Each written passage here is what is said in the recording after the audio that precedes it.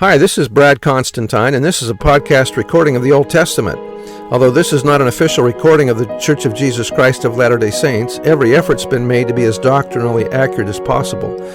I'll be using for the text the Joseph Smith translation of the Old Testament, along with many commentaries from general authorities of the Church, BYU professors, Bible scholars, and others.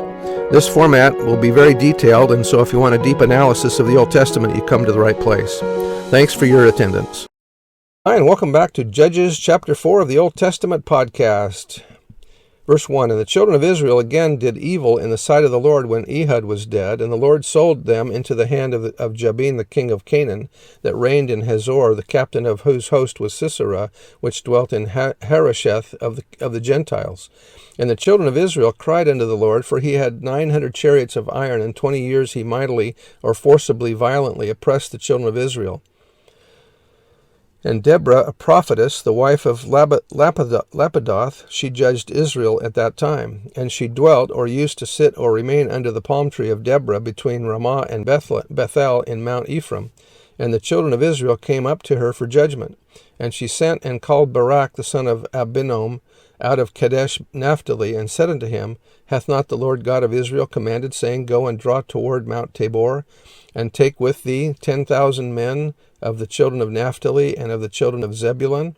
And I will draw unto thee to the river Kishon Sisera, the captain of Jabin's army, with his chariots and his multitude, and I will deliver him into thine hand. And Barak said unto her, If thou wilt go with me, then I will go, but if thou wilt not go with me, then I will not go. And she said, I will surely go with thee, notwithstanding the journey that thou takest shall not be for thine honor, for the Lord shall sell Sisera into the hand of a woman. And Deborah arose and went with Barak to Kadesh.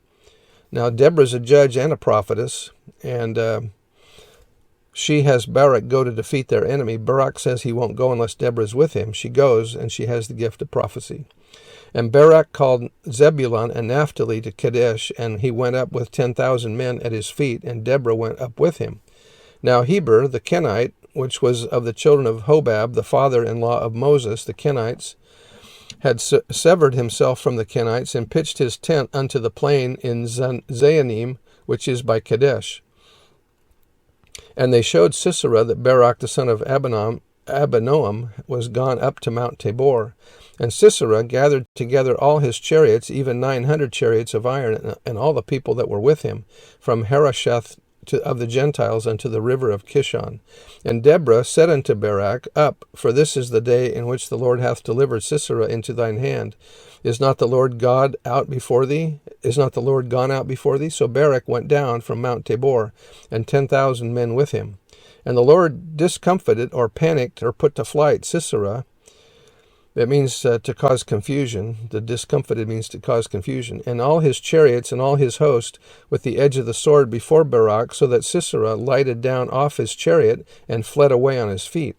But Barak pursued after the chariots and after the host unto Harosheth of the Gentiles, and all the host of Sisera fell upon the edge of the sword, and there was not a man left.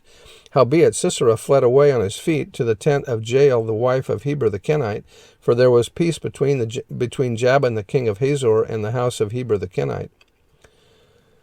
And Jael went out to meet Sisera, and said unto him, Turn in, my lord, turn in to me, fear not. And when he had turned in unto her into the tent, she covered him with a mantle, or rug, or a thick coverlet, or blanket. And he said unto her, Give me, I pray thee, a little water to drink, for I am thirsty. And she opened a bottle of milk, and gave him drink, and covered him. Again he said unto her, Stand in the door of the tent, and it shall be, when any man doth come, and inquire of thee, and say, Is there any man here? Thou shalt say, No.